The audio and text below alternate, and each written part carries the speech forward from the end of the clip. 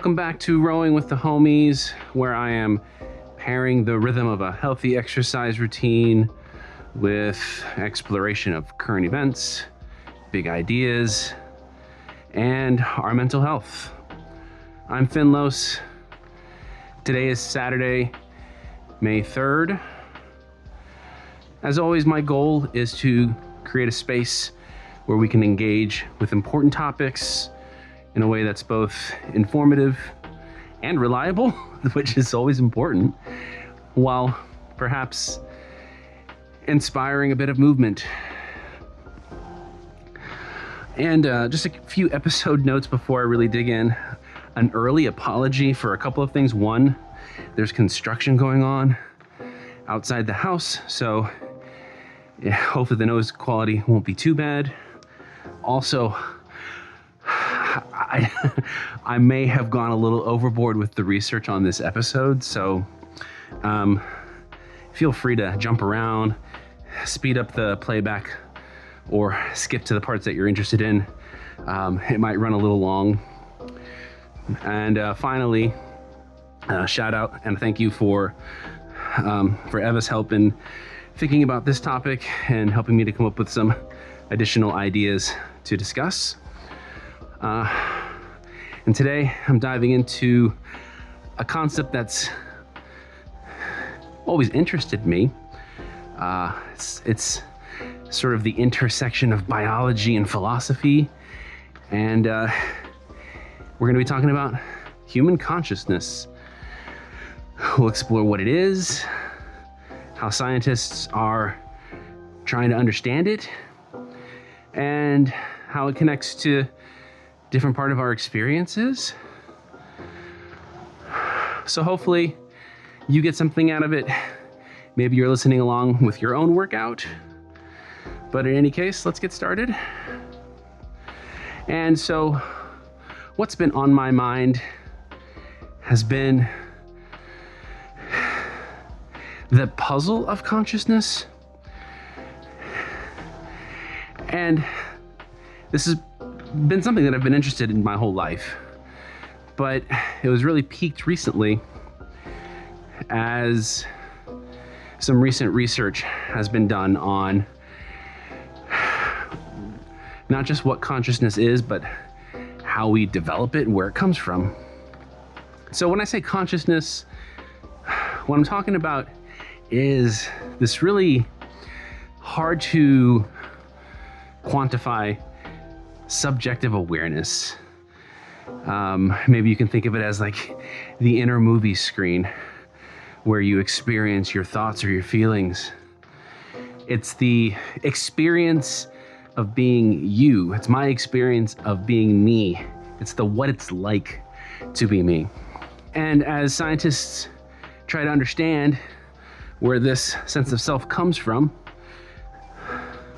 we're now turning to neuroscience to come up with some interesting, if not complex, theories about where this consciousness that we experience comes from. And to date, the two prevailing theories have been one called the integrated information theory, or IIT, which suggests that consciousness arises from, and again, I'm trying to keep this as simple as possible because I don't understand all of it either, but consciousness arises from the amount and complexity of interconnected information processing in a system. So the more integrated the information, the higher the level of consciousness. So I guess a way of thinking about it is the more neurons that we have in our brain that have different tasks, the more they talk to each other, the more they make connections, and the more they work, the different parts of our brain work together to process information, the greater the degree of consciousness. And I'm guessing what is implied by this is that the more complex the system, the higher the degree of consciousness. So that's one theory. The second dominant theory is the global neuronal workspace theory, or GNWT. And this proposes or suggests that consciousness happens when information is broadly broadcast across the brain, making it available to different processing areas, like a shared workspace. So your eyes see something, it broadcasts it, your vision processing centers process that information or broadcast that information all over your brain, and all the various components all have a chance to figure it out what it is. So your eyes see a word, your language centers identify the shapes and call it the word. Your frontal lobe understands the definition of the word and tells your brain, okay, that word plus this meaning gives you this. So that's the second theory for where consciousness comes from. The different parts of our brain working together to construct meaning. Of course, why does this matter? I guess understanding consciousness is crucial for understanding ourselves, developing effective treatments for disorders affecting awareness, and even when we consider the ethical implications of artificial intelligence. There's lots of different reasons why, but I also think the inherent curiosity of people, like we want to understand how we are different and how we are the same to the things around us. But also we just want to understand our processes. And while these theories are fairly established, recent research is making things more interesting. Some new experiments using brain imaging technology are finding patterns that don't perfectly fit either of those theories. So it's like we thought we had an idea or an understanding of perhaps how consciousness might be mapped across the brain, but it turns out not so much, or at least not as much as we thought. And another study came out tangentially related, but another layer is our evolving understanding of the phenomenon of lucid dreaming, because new brain studies are showing that when we become aware we're dreaming within the dream, as we do in lucid dreaming, it's not just like being halfway awake. Instead, the scans of the brain during lucid dreaming show this to be a whole distinct state of consciousness with unique brain activity and brain patterns, showing that consciousness or awareness exists even within sleep in unexpected ways. And it's also important to remember that consciousness isn't just a singular phenomenon that we all experience in the same way. As conversations about neurodivergence with conditions like autism spectrum disorder, ADHD, and others are becoming more common, we're coming to understand that these neurodivergent experiences can lead to different ways of processing information and experiencing the world. And it means that the content and the quality of consciousness might vary significantly from person to person. Also, trauma can profoundly alter how our brains function, and so affect how individuals perceive and interact with the world, and consequently, their internal experiences. And with these ongoing discoveries, I can't help but wonder, as these ideas about consciousness continue to change and evolve from what were the core theories to these new surprises, and new experiments yield new data. And we're understanding that lucid dreaming and other states of existence affect consciousness.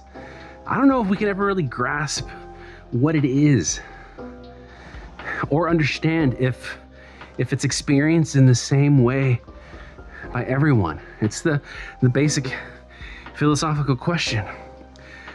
Does an orange taste like an orange, or smell like an orange, or look orange in the same way to me as it does to you? And that's a huge question. I think the honest answer is, we don't know shit. We're learning that consciousness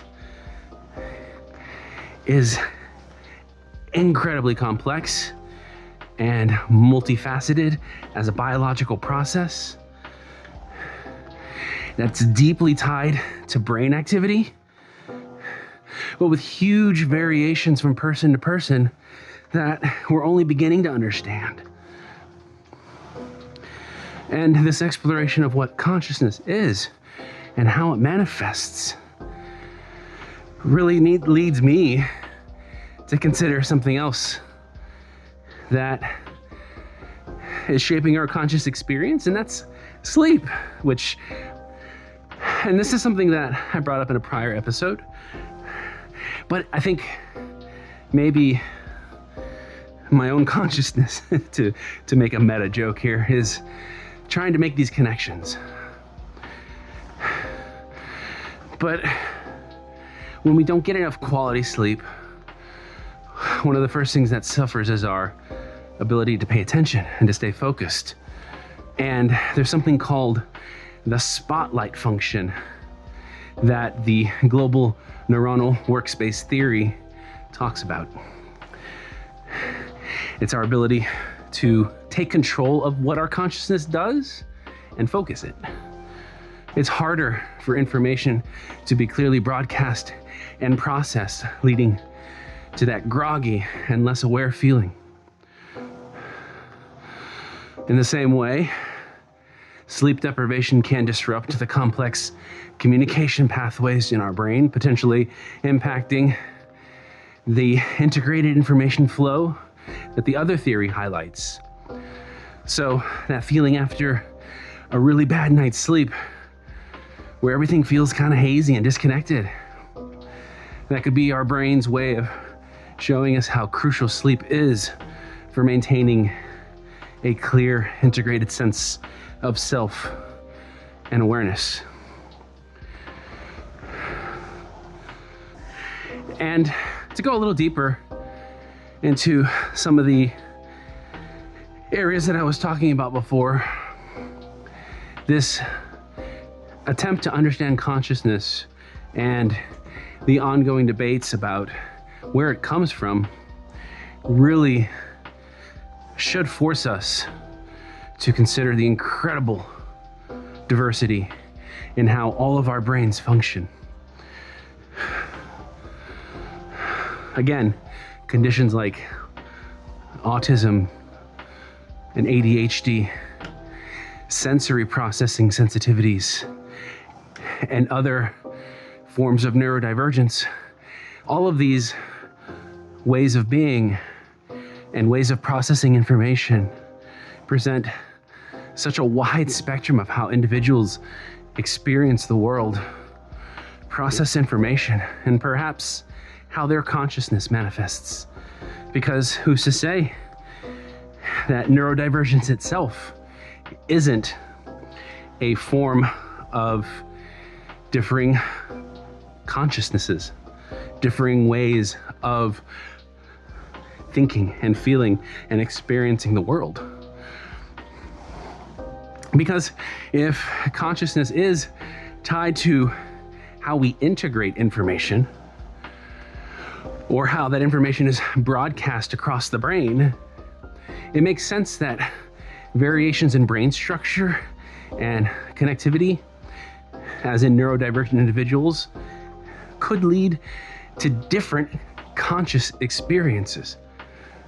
For example, some research suggests that Altered sensory processing in autism might lead to a heightened or different awareness of sensory input compared to neurotypical individuals, which could mean that their version of what it's like to be them,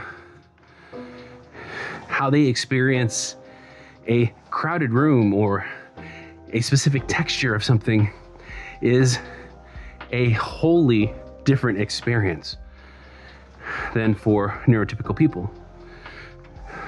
Also, differences in attention and executive function in ADHD might influence the flow and focus of conscious thought. The experience of a constantly shifting attentional spotlight, or the difficulty of filtering out irrelevant information, could shape how our inner worlds are experienced or how they develop. Because it's important also to remember that neurodivergence isn't a way of thinking in deficits. Instead, it recognizes the natural variation in human neurology. And so if we experience, or if we explore consciousness through this lens, it could really help us to appreciate the diverse forms that experience can take. The whole question of consciousness: how is information integrated? How is it broadcast? What role do different brain regions play? They might have different answers when we consider the infinite potential divergent experiences of everyone. And to extend this further, it's also vitally important to consider the impact that trauma and conditions like PTSD can have on how we perceive and interact with the world, and consequently on our internal experiences.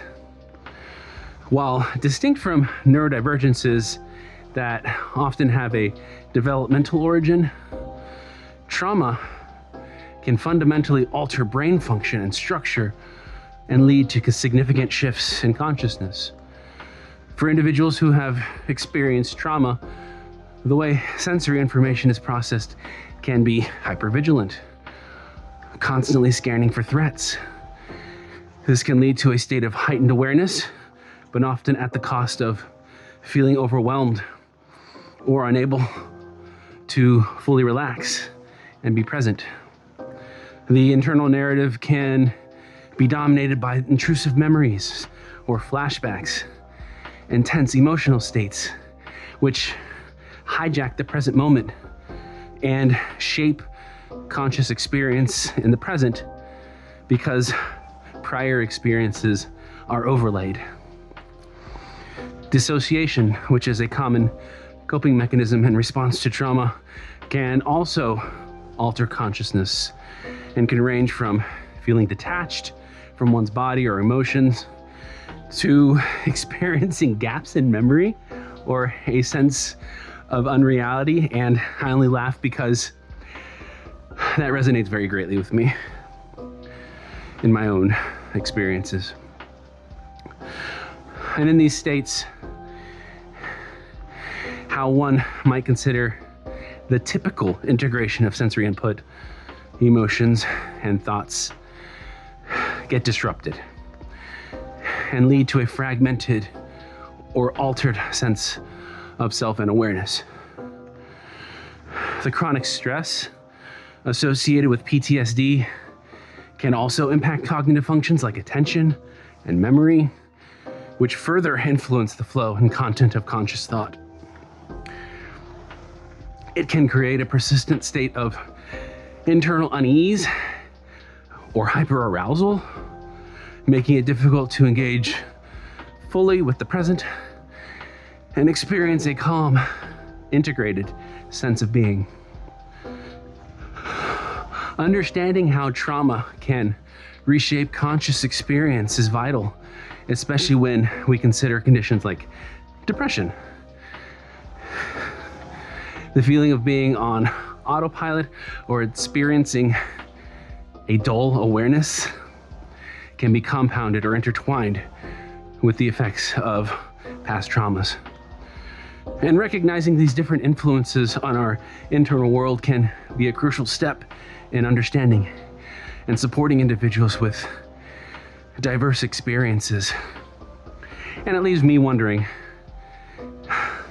considering all these ideas about consciousness, from broad theories to the nuances revealed by new experiments, and even distinct states of lucid dreaming, diverse experiences of neurodivergence, the impact of trauma.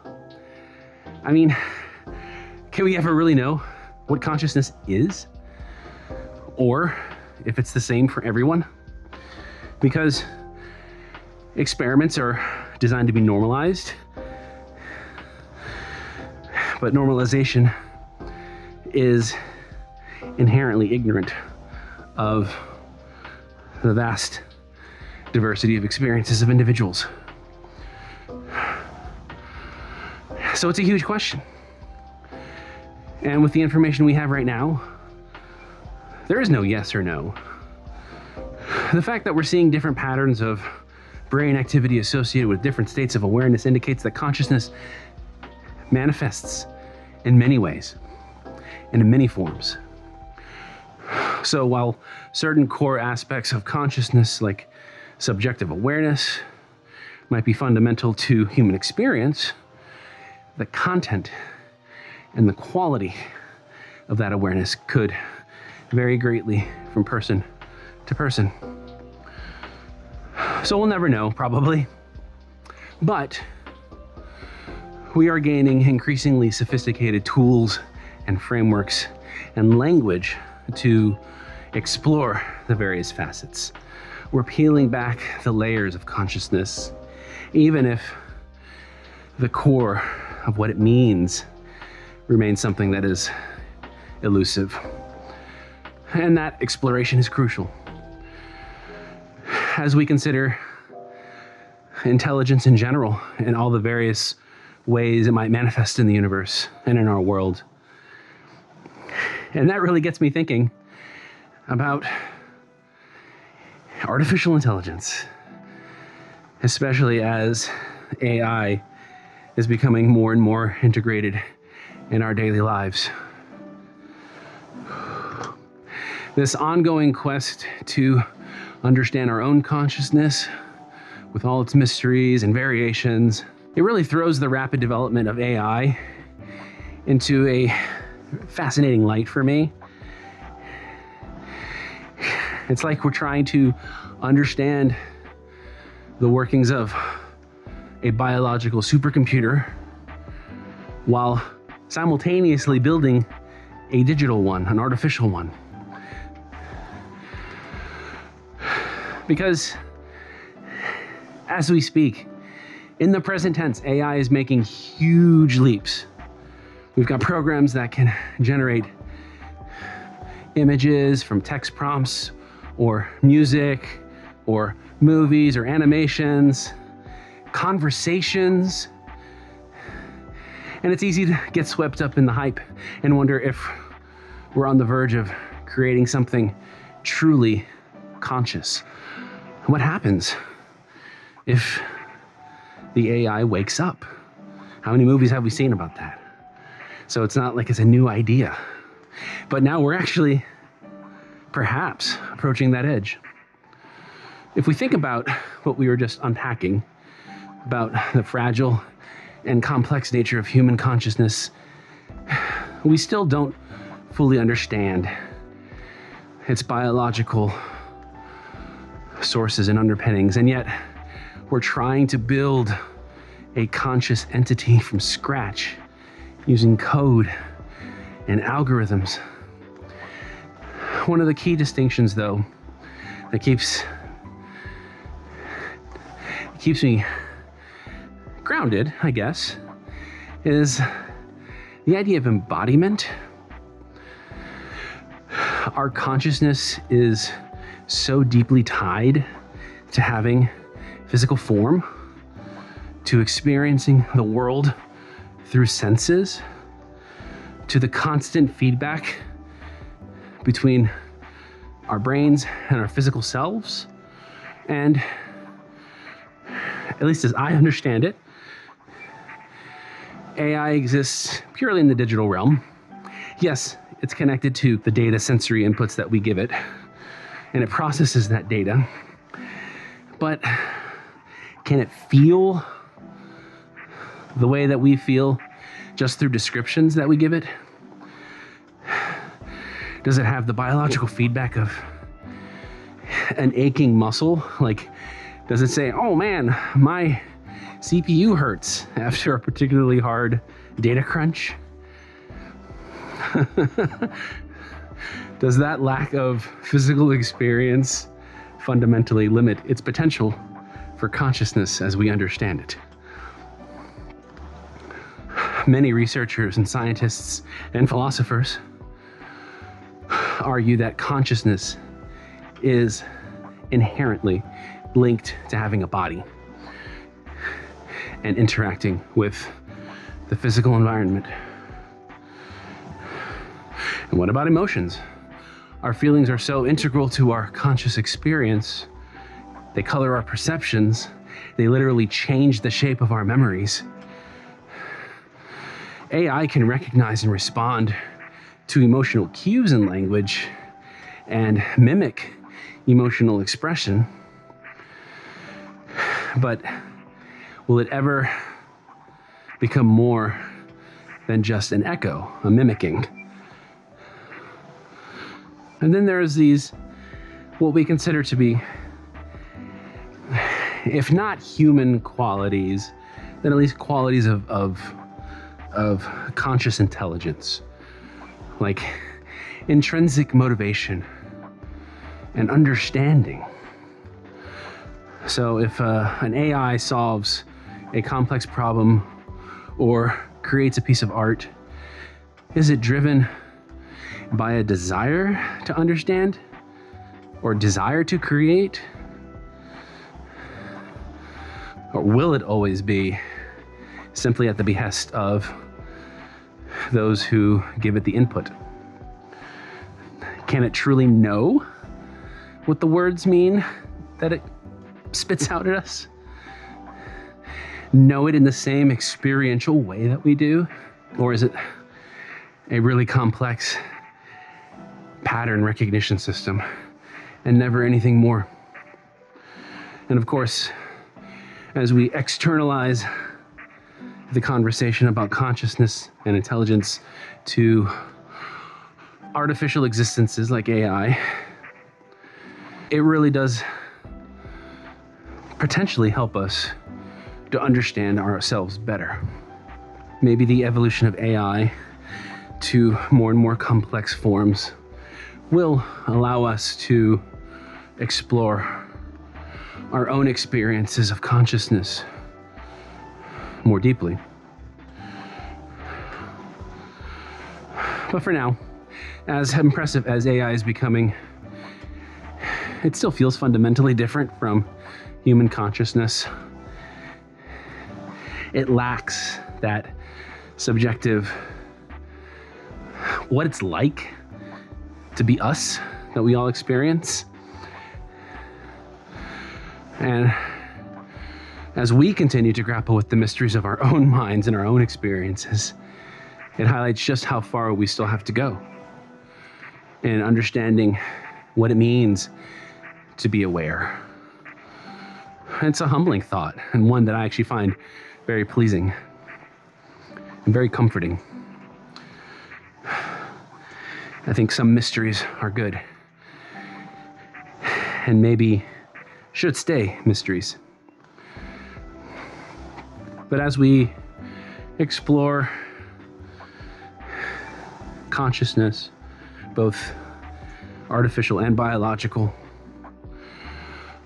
and as we consider the different ways that one can experience the world, it brings me to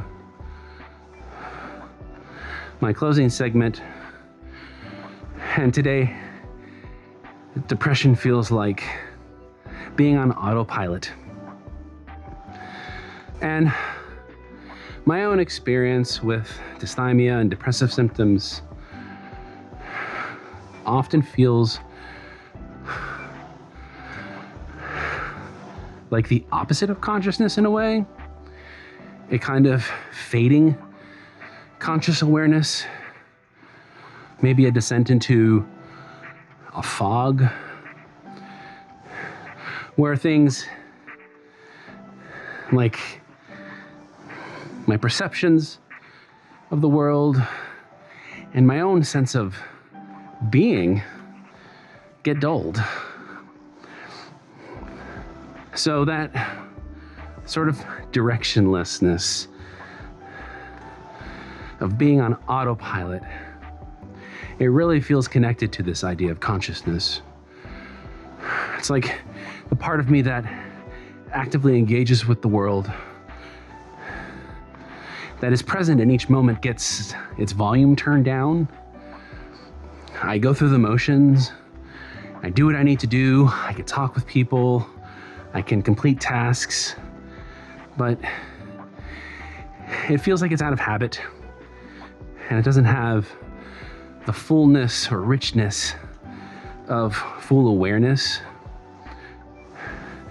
To use the analogy of technology, it's like the main computer in my brain is running on low power mode.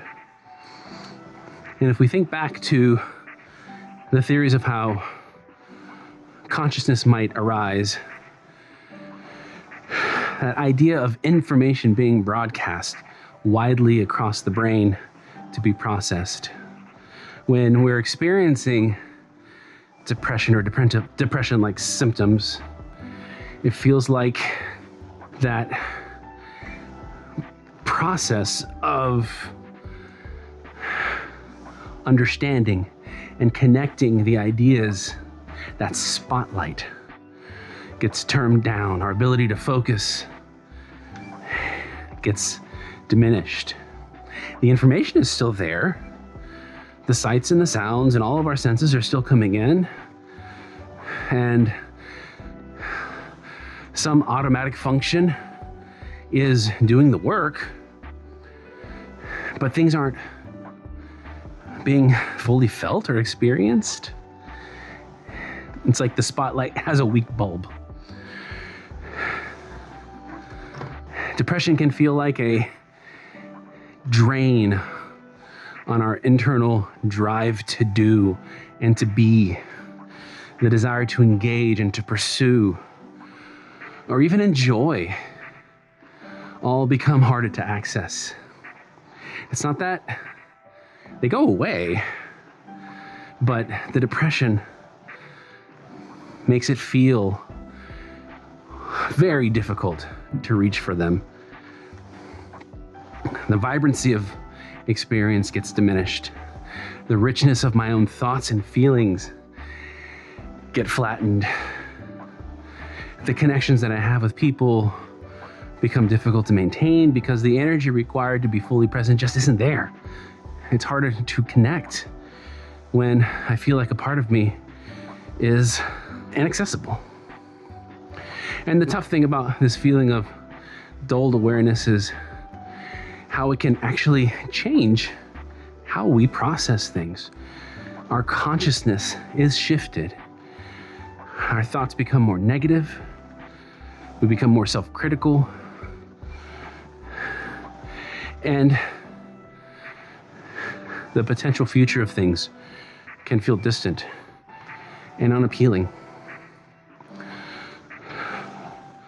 But just like we're always learning more about how our brains work, I think I'm learning to navigate these periods of feeling less present, recognizing when I'm slipping into that autopilot mode, when my inner light might be getting a little dim.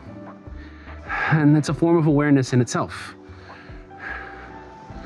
Reaching out, getting support, exercising, anything, small things that might bring a little bit of that conscious engagement back Those are all ways that I try to navigate these feelings.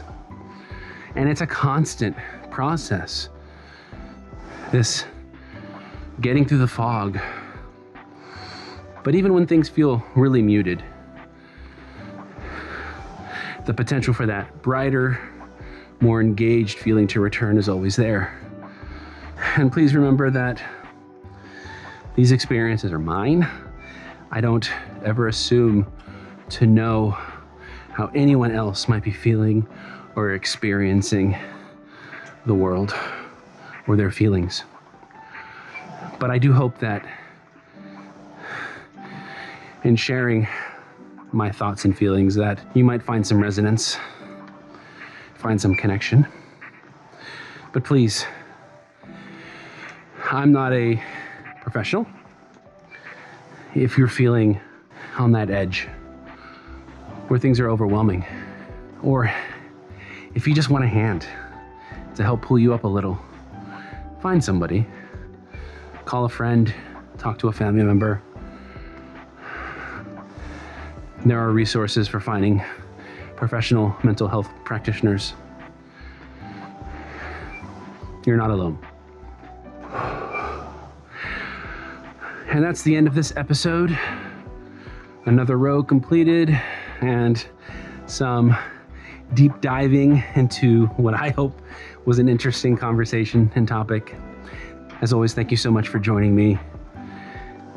If you have comments, questions, thoughts, or suggestions that you'd like to share, my email address is finlos@finloslives.com. You can find me on social media. The website for the podcast is finloslives.com. You can listen to this and all of my episodes on that website or any of your preferred podcast platforms. I look forward to our next conversation.